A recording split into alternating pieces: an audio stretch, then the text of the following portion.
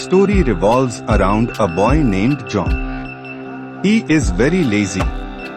He spends a sunny day lying under an apple tree, wishing for the apples to fall into his lap without making any effort to get them. As time passes, he grows hungry and frustrated when the apples remain on the branches. John's little sister suggests that he shake the tree to make the apples fall.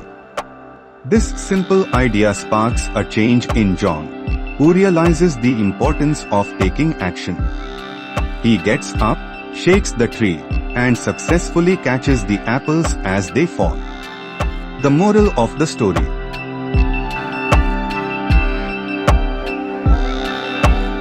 laziness won't get you anywhere. You have to work hard to get what you want.